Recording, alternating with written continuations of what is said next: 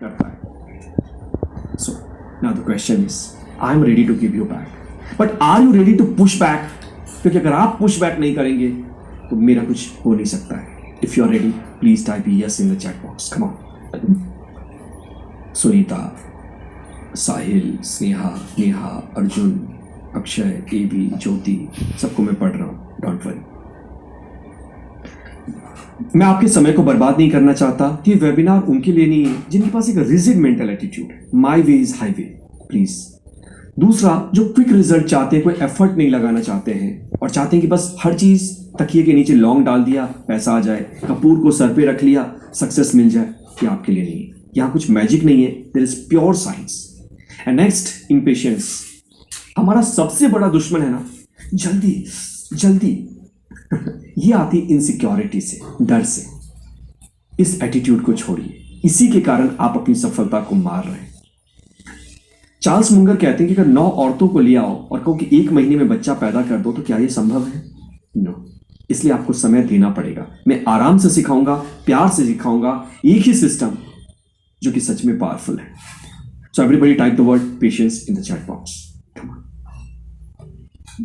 Now सबसे पहले मैं आपको मेरी स्टोरी बताना चाहता हूं, ताकि ये कौन है भैया, इसको क्या हक है सिखाने का, आखिर है क्या राइट्स। और ये मेरी स्टोरी नहीं, ये आपकी, हम सबकी स्टोरी है।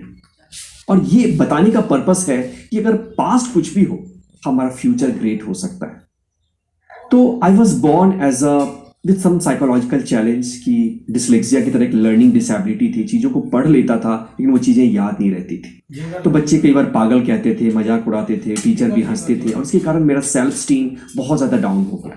बच्चे चिढ़ाते थे, इवन मेरे पेरेंट्स को भी वो कई बार चिढ़ाना शुरू करते थे। और इसके कारण जो है ना, मेरे पेरेंट्स भी बचने लगे और मुझे भी ना बहुत ज़्यादा बुलिंग और क्रिटिसिज्म झेलना पड़ता था। नाउ प्लीज टाइप मी अगर आपके साथ ऐसा हुआ है कि आप कहीं से प्यार एक्सपेक्ट करते हैं और आपको नफरत मिली हो, तो इसके कारण आपको बहुत ज्यादा दिल में एक कसक सी लगती हो।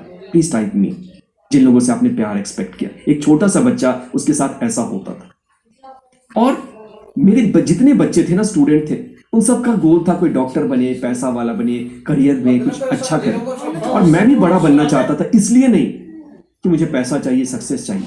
मैं इसलिए बस कुछ बड़ा करना चाहता था क्योंकि मुझे जीने का अधिकार वापस चाहिए।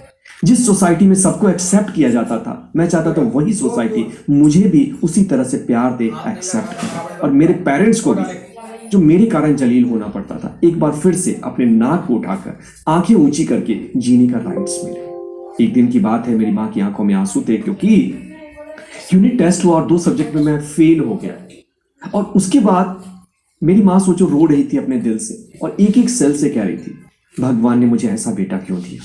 और मैंने उस दिन डिसाइड किया कि कुछ ऐसा जरूर करूंगा कि दुनिया की सारी माँ ये कहेगी कि भगवान ने मुझे ऐसा बेटा क्यों नहीं दिया।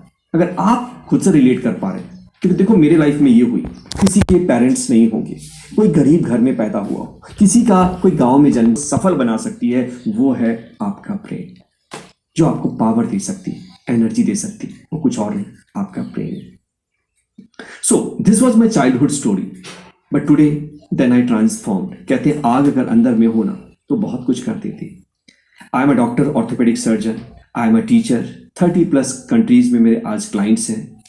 Now जोश टॉक में मुझे बुलाया गया 2 बार स्पीच देने के लिए और 1.5 लाख प्लस की वहाँ पे है ऑडियंस है। यह चौधरी लाल सिंह जम्मू कश्मीर के मिनिस्टर और राम निवास गोयल, उन्होंने मुझे अवार्ड दिया। मैंने डॉक्टर्स को, इंजीनियर्स को, बिजनेसमैन को, सबको ट्रेन किया। ऑल इंडिया रेडियो हो या दूरदर्शन या 15+ चैनल ने मुझे इनवाइट किया, मुझे फीचर किया।